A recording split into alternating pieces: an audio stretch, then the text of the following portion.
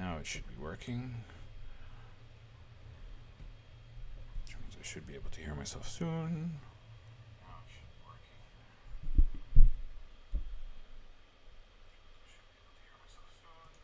Cool.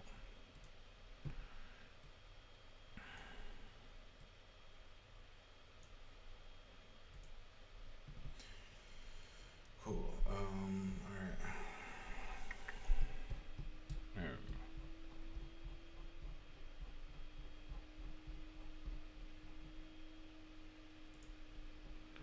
That's gonna annoy me, isn't it? Alright, أعوذ بالله من الشيطان الرجيم بسم الله الرحمن الرحيم. Okay, this is a little bit ridiculous, isn't it? Huh? Yep, okay, well that's great. There we go. I'll drop, that's fine. Oh, okay. Alright. Go for it. 3, 2. Assalamu alaikum. Welcome back to another episode of Quran in English. My name is Ahmad and I'm happy to take you through the third and final section of Surat Sad, the letter Sad. Before I get into it, let me explain what I'm doing. I'm here to learn how to read the Quran and learn what is in the Quran. So this is an educational journey for me that I am sharing with you in the hopes that you might learn something, and also in the hopes that I might learn something. So if you see something that you have a different perspective on, feel free to let me know, and I will happily learn as a result. Just a small factor on myself. I'm just feeling a bit emotional today, and I don't know why. Alright. Without further ado, where do we leave off? We left off with, it was talking about heaven, and we're going to continue talking about heaven now. أعوذ بالله من الشيطان الرجيم بسم الله الرحمن الرحيم. And off we go. وعندهم قاصرات الطرف أثراب. And with them are the shortening of gaze. Those who don't stare, those who are very modest in their gaze, that are well matched. So here they've added the word maidens. The word maidens is not there. It says those who are of short gaze that are well matched. Here they've also translated well matched to be equal age. And there might be some more connotation behind أتراب, not أثراب. Okay. وعندهم قاصرات الطرف أتراب. Well matched. I don't know this specific term. Maybe it means something about age, but it doesn't. Definitely maidens was not referenced. But just comparison, modest in their vision, and their vision is an interesting perspective, because having a modest gaze indicates a lot about a person. A, it's indicating modesty. B, it's indicating a lack of ego, a lack of greed, a lack of desire, a lack of searching more and needing more, wandering eyes, that kind of whole philosophy. So it seems like partners who are modest is the main description here. هذا ما توعدون ليوم الحساب. This is what you are promised for the day of reckoning, the day of account. إن هذا لرزقنا ما له من نفاد. Indeed, this is surely our provision. For it has no end. Our provision has no end. It will never run out. هذا وإن للطاغين لشر مآب. This, and for the transgressors, surely is a terrible, evil place of return, destination. Destination is more correct than place of return, because place of return implies that it was there before. Destination is where they're going. Ma'ab, I think, makes more sense as destination. Does it also mean return in Arabic? Ma'ab. I just thought the context of this sentence means that it was destination. It might mean return in Arabic, some context, but yeah, I think the context is very clear. I don't think they were in hell before. and there was nothing to ever mention in the Quran that they were in hell before, so destination makes more sense. جهنم يصلونها فبئس المهاد. Hell, they will burn in it. What a terrible destination. What a terrible place to rest. Resting place, yeah. هذا فليذوقوه حميم وغساق. This, so they let them taste it, the boiling fluid, and purulence, oozing pus. وآخر من شكله أزواج, and others of its like in various kinds and various sorts. We do need to see azwaj often means pairs, but here I think it's like something like it is the kind of the understanding. That's why they translated it to same sort. Azwaj literally means pairs or marriage partners, but of the same sort. From its likeness, various kinds. From its likeness, various variations, various partners, various variations. هذا فوج مقتحم معكم لا مرحبا بهم إنهم صالوا النار. This is the company that is bursting with you, but we will not welcome them here. Indeed, they will burn in fire. So the understanding is that all those who are in the fire are also not, they're companions in the sense that they're both in hellfire, but they will not be friendly towards one another. They will not greet each other. They will not welcome each other, for they too will burn in fire. They are not welcome since they're present in hell, thus will not benefit us anyway. It's just that they're not greeting each other. A lot of people talk about, oh yeah, I'm just going to go to hell and be with all my friends. They're not your friends in hell, is what this is saying. قالوا بل أنتم لا مرحبا بكم أنتم قدمتموه لنا فبئس القرار. They said, nay, for you there is no greeting for you, there is no welcome for you. You brought this upon us, so wretched is the settlement. Yeah, it's kind of talking about the animosity that happens between the residents of hell. Your friends or your people that kind of encourage you to do bad things and you went down to hell because of it, you're going to blame them for you being there as well. And that's what creates the animosity. You're going to be like, you put us here. Everybody's going to blame everybody else. قالوا ربنا من قدم لنا هذا فزده عذابا ضعفا في النار.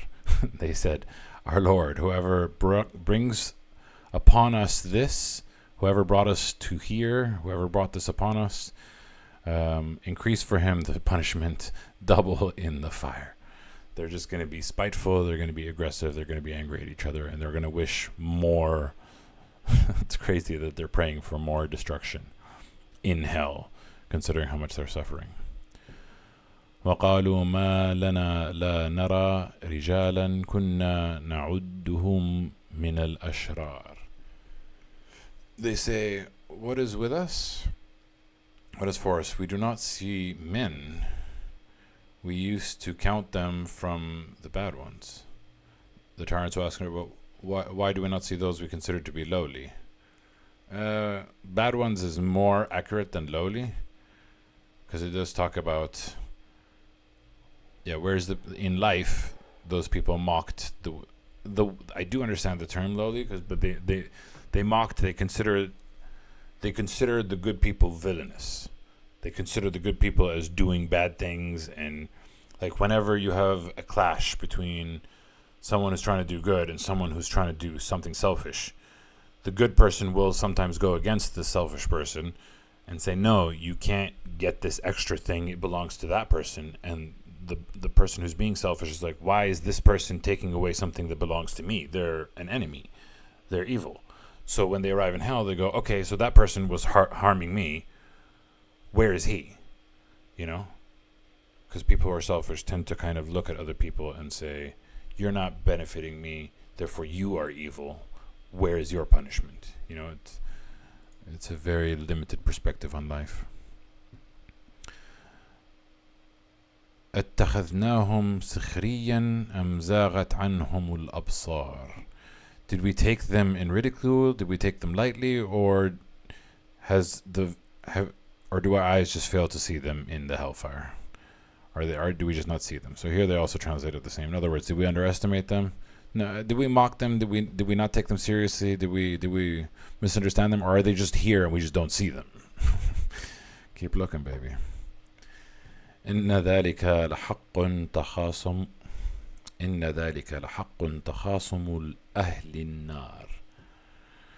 Indeed, that is the truth of the quarrel for the people of fire. That is the dispute amongst the people of fire. You burning, suffering, and then looking for people to suffer with them. قل إنما أنا منذر وما من إله إلا الله الواحد القهار.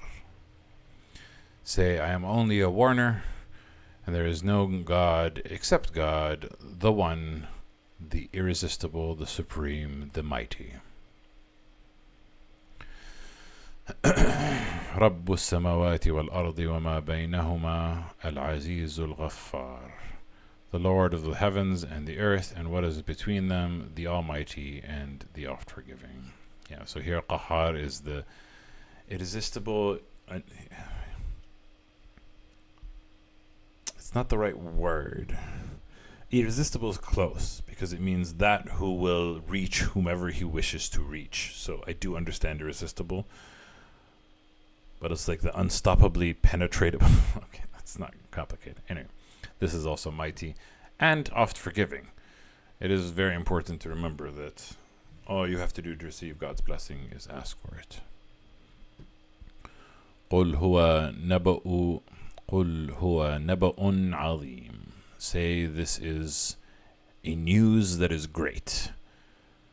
And again, they've now limited it to the Quran. The Quran is not mentioned in this verse because this news didn't come with the Quran. This news came with the Torah, with the Injil, with the Zabur, with the Bible. Well, not exactly the Bible, with the sort of the Bible, with the Torah from the Jews and the Psalms from David, and all of the books. It's not just the Quran. The news has been one. There is one God. He is merciful. Repent and believe. أنتم عنه معرضون.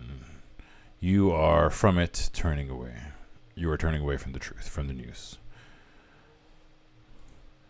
ما كان لي من علم بالملأ الأعلى إذ يختصمون. I did not have, it was not within me, for me, I didn't have any knowledge of the chiefs of the exalted when they were disputing. Now here they add a note to say this is about Satan's refuse to comply because of God's orders. But I mean, we're about to see that in the next verse. This footnote was unnecessary, I think. But anyway. إن يوحى إلي إلا أنما أنا نذير مبين. It was revealed to me, except I am only a warner that is clear. The only news that I have is what has been revealed to me. I'm only a warner that is clear. إذ قال ربك للملائكة إني خالق بشرا من طين. When your Lord said to the angels, indeed, I am going to create a human being from clay. So this is the news that was shared, that was revealed to the Prophet, but also from before the Prophet. But I'm glad that we had the Quranic version because that seems to be a bit more accurate.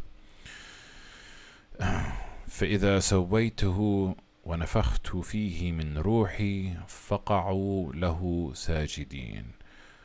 When I have proportioned him and breathed into him from my spirit, which is a very interesting perspective because the Christians have a very specific view that God's spirit is something separate. They also think that it is God because they think that God is the Spirit, the Father, and the Son, which is confusing. But it does talk about God's Spirit here, and it does talk that God's Spirit came into Adam, and we are all descendants of Adam, so we all have God's Spirit. It's not a distinct... God's Spirit is more than just what we have within us, but what is within us is also God's Spirit. Does that mean that we are God in a Christian sense? Of course not. But it's just interesting that we all have it. And this is something that I had to have a revelation about before, because sometimes I struggled with taking up space in this world. Sometimes you feel like, oh, I'm just bothering people, I'm taking up space, and this can kind of be as a result of having a strict childhood. But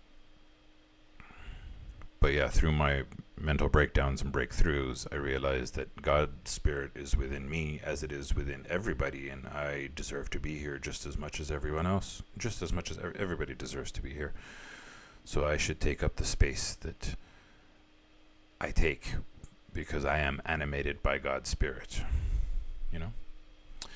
And then he said to all the angels, then fall down for him, prostrating. Which means what? Which means we're going to talk about the case-old discussion and dilemma. Good old Satan. فسجد الملائكة كلهم أجمعون. So all the angels prostrated, all of them together. All of the angels prostrated together. So what is the group that we are talking about? All the angels. They prostrated together.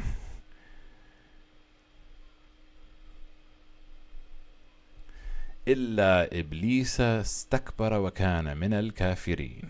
All the angels prostrated together except Iblis.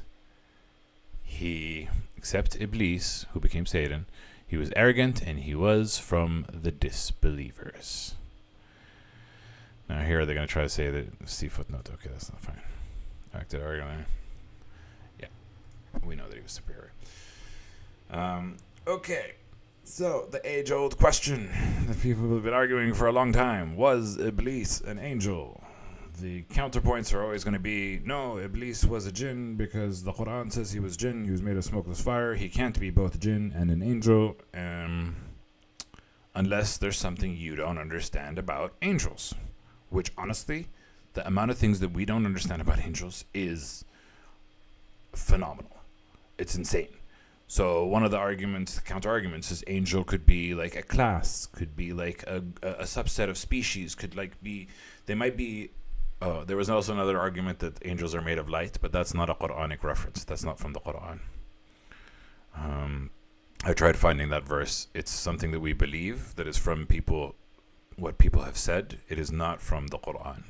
So we cannot say that angels are made from light and jinn are made from fire and therefore they're different.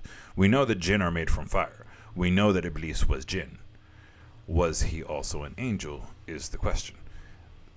Most people will, I don't know most people, but it's like very strong feelings either way, because these verses always create this problem. We know that Iblis was jinn. Was he also an angel? There is also such a thing as hybrids, being jinn and being an angel. He could be a bit of both. I don't know. It could be a class. I don't know is the correct answer. Nobody can tell you that they know for sure, and those who tell you that they know for sure are wonderfully free to be their own mistakes. I personally believe that because the Quran mentions so many times that all the angels bowed except for Iblis, that means that Iblis was the exception from all the angels. Therefore, he has to be an angel for this to make grammatical sense. It doesn't make sense for it to be said this way. All the angels bowed down except Iblis. He has to be an angel, just grammatically speaking. How? I don't know. But this is what the Quran is saying, and this is what I pick up. But yes, age-old discussion. Everybody's fighting. Nobody knows. So some people have said that Iblis was among the angels. That the angels were there. He wasn't an angel, but he was with the angel. And that the previous speech is being, all the angels. It didn't say all the angels and those with them. It said all the angels were asked to bow down, and all of them bowed down, but one. It didn't say those who were near the angels. So, yeah. we've talked about this a million times on this channel, but it makes sense. And I still believe that Iblis was an angel based off of the grammar of this. It's not once, not twice. This is mentioned so many times in the Quran. Yeah.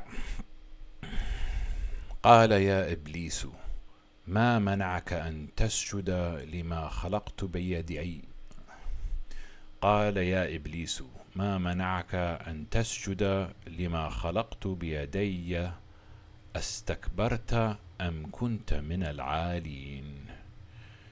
He said, O Iblis, God said, O Iblis, what prevented you from prostrating for what I have created with my hands? Interesting expression. Why does it say created with my hands? Is it metaphorical? Is there a little God's hands? I don't know. Are you arrogant or are you of the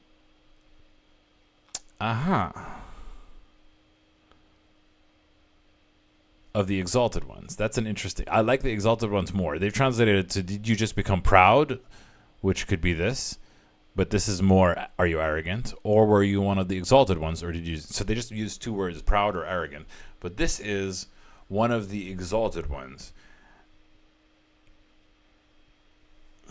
I think it kind of means the same thing, but I'm trying to think if there's a different meaning to al-adin. Adin means the ones of high stature, of high posture. And I wonder what that means. Maybe God is saying, or do you think that you are better than angels? Maybe there's a tier higher than angels. That could be interesting. I mean, we can't claim to know that we know everything that exists. We know that angels exist. Is there something bigger or stronger than angels? A higher class or a higher degree? So maybe. It would also make sense. Right? Because God does so many things, and His Spirit gives life to so many things. To think that there is something more powerful than angels that God has, that doesn't sound impossible. God is capable of everything. So maybe that's what He's asking him. Are you more than an angel? Interesting thought. قال أنا خير منه خلقتني من نار وخلقته من طين. Here we go. He said, I am better than him. You've created me from fire, because he's jinn, and you have created him from clay. Because he's jinn, does that mean he's not an angel? I don't know. I just don't know. قال فاخرج منها فإنك رجيم. So God said, get out from it being paradise, heaven, the above. Indeed, you are accursed. وَأَنَّ عَلَيْكَ لَعْنَتِي إِلَى يَوْمِ الدِّينِ. And indeed, upon you is my curse until the day of judgment, the day of religion, the day of the end. This is the end. قال ربي فانظرني إلى يوم يبعثون. I don't know why sometimes it's انظرني. I grammatically do not know Arabic enough, but anyway, he said, my Lord, give me respite to a day that they will be resurrected. So Satan said, okay, you're going to curse me till the day of judgment, but spare me, give me some time until the day that they are resurrected. This is the request from Iblis, who becomes Satan. Okay, they didn't talk about him becoming the name Satan, but he once he disobeyed and God cursed him, he became Satan, aka Al-Shaytan. Al-Shaytan, which means the Satan, because Shaytan can also just mean a devil or something, but the devil is the adversary, the head of them, the go. And then God said, قال فإنك من المنظرين. God said, then indeed you are of the ones that will be delayed. So, Satan disobeyed. God cursed him. He said, let me wait. God said, I'll let you wait. I'm going to do one more verse. إلى يوم الوقت المعلوم. I'll give you time until the day of a time that is known. Interesting. Here it says until the appointed day, and Satan asked for until the day of religion, the day of judgment, the day of resurrection. But the answer was until the appointed, until a time that is known. The answer is not that it will be done at Judgment's Day. It could be before Judgment's Day. It is implied, but it is not spoken. And I think this is a very key distinction. Primarily because from the Christian scriptures, and also from some of what the Prophet Muhammad said, that Jesus will come back. And according to the Christians and the Jews, that after the Messiah comes, that's when peace on earth will be, and roughly it's expected that 1,000 years will live out.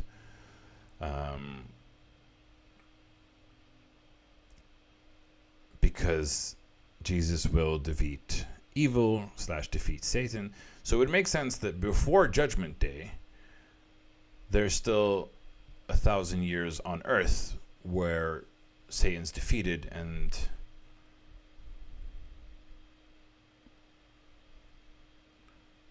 earth continues without Satan. Maybe. Theories. All it says is a time that is known. It doesn't say to the appointed day. But this also brings up the question, was this whole scenario a part of God's plan? Did God expect the devil to become the devil, Iblis, to refuse, be arrogant, be cursed, and then be given time to screw with us all? AKA, is the devil a part of God's plans? And is the devil supposed to be tempting us all? I believe 100% yes, because God is all-knowing and all-powerful, and the devil is a part of God's plans. It's not that God didn't know. You know? I think that makes the most sense. I think of it as like the devil's advocate test. It's like a virus that has to kill all the weak cells in the body in order for the strong cells to survive. If the virus didn't exist, then you end up having a body with malnourished something. You need to have something to test your systems against, so that in the end, that which survives is pure. It's kind of like, with a fire, you purify metal. Is the fire bad? No. You use it to kind of get rid of impurities, to attack, to frustrate. So I do believe that the devil, and it's funny that the term devil's advocate is to argue against something, to say, what if the opposite's true? What if the difference? And by doing that argument, you actually can strengthen your own argument. If somebody plays devil's advocate when you are preparing for a case, for a presentation, then they can help you prepare for a lot of things that might come up as opposition. They have to pretend to be opposition in order for you to better prepare, to better battle, to improve. If they didn't exist, then you wouldn't be able to prove your argument, and you wouldn't be able to pass or succeed the thing that you need to succeed. So that's what I see the devil as. A constant temptation applied to all humans to see which of us succeed and which of us fail, because within humanity exists both, and this is the only way for us to progress. By culling the weak. Those who are falling to temptation. And don't get me wrong, I've fallen to temptation plenty. And I'm sure I will fall to temptation plenty more. I am only human. But at the end of the day, there's like a battle between good and evil, and they're kind of like back and forth, and you try to do more good than you do evil, I think, is the main concept. Yeah. قال فبعزتك لأغوينهم أجمعين. He said, the devil said, then by your might I will mislead them all. Here they translated it to by your glory, but by your might. And it indicates that Satan is doing this in line with God. Because God's energy is what powers him, right? God's spirit powers us all, even the devil. So that's why he has might from God, you know? I will mislead them all, except إلا عبادك منهم المخلصين. Except your servants, your slaves from them that are the exalted, the chosen ones, the ones that are the best of the best, the creme de la creme. And there is a concept of the best of the best. Like, I don't know if belief is enough. It should be, theoretically. And it is, because of what the Quran has said. I don't know, I'm just trying to... Because there is another verse of the Quran that says most people will not make it, you know? But I don't know how true that is, because I feel like there's a lot of good people that believe, you know? There must be. Of course, there are those who think that they believe and they pray, but then they commit evil unknowingly. قال فالحق والحق أقول. He said, this is the truth, and the truth I say. Oh, God said, فالحق والحق أقول. Yeah, so this is after Satan said, I will mislead them all except the good, the exceptional few. Then God said, this is the truth, and I speak the truth. Very interesting. But it doesn't paint God as angry. And the devil, is the devil cursed? ? Because God said he's going to curse the devil, and the devil said, give me respite until the time, until the day of judgment. And God said, I'll give you respite until a time. Which means, is he not cursed? Because he's given respite. God's not cursing him, because he's given time, so that he may mislead others. Is the devil cursed? I thought it was guaranteed, but I didn't ever think about it. He was given respite. Sure. لأملأن جهنم منك وممن لأملأن جهنم منك وممن تبعك منهم أجمعين.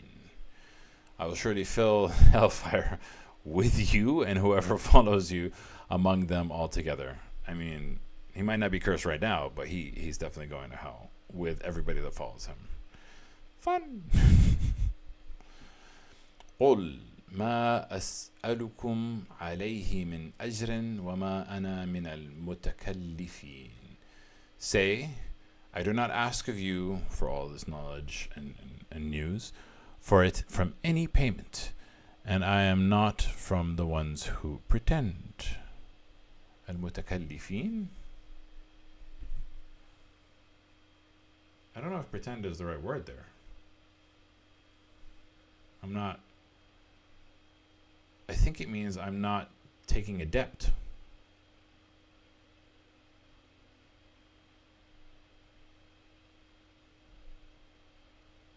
Maybe that's kaful, not kalif.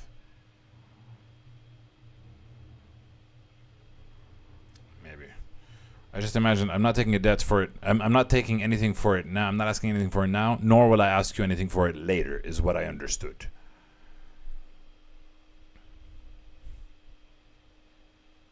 Kilfe. I'm curious.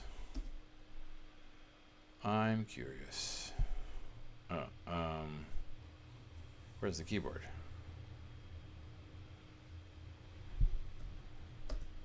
Oh.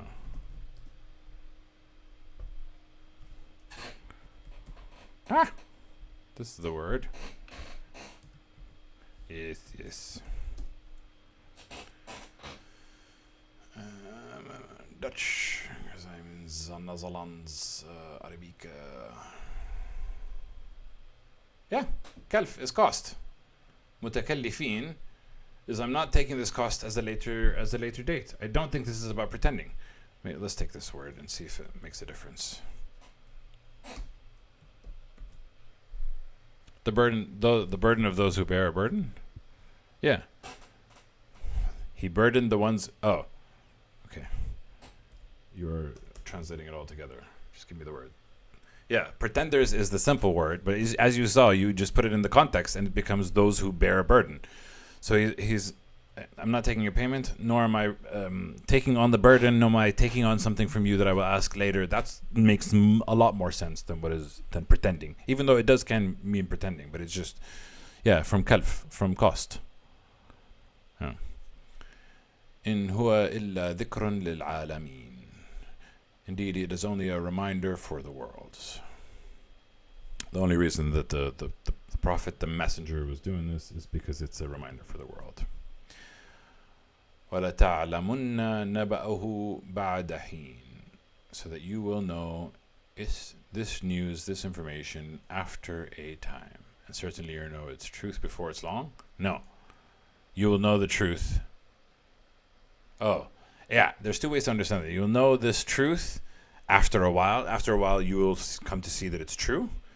But also, so that you may know this news for after a long time has passed, you may still know this news. Because right now it's 1,500 years after the prophet, and we still know this news because of how it was said. Very interesting how the words can mean both. Great. That's it. That's it for today. I always sometimes dread, I'm not in the greatest of minds or greatest of moods. I don't know how I'm going to do with the Quran, but somehow when I read it, I feel a lot better, especially when I find something new and my brain thinks in ways that I haven't thought about before. It inspires me. As I was reading the verses the first time, I'm like, yeah, we've heard this, the devil, the refusing. But I still feel like I understood a few things. One, that he's not cursed. Two, there was something else. That it wasn't until Judgment Day. He was given until an appointed time, not till Judgment Day. He asked for Judgment Day, but he was not given till Judgment Day, I don't think. I'll have to review the other verses to see if that makes sense. But anyway, this was cool. As always, we always end with Sadaq Allah al-Ali al-Azim. And next week we'll look into Az-Zumar. The trumpets? The troops. That's Zamur. Okay.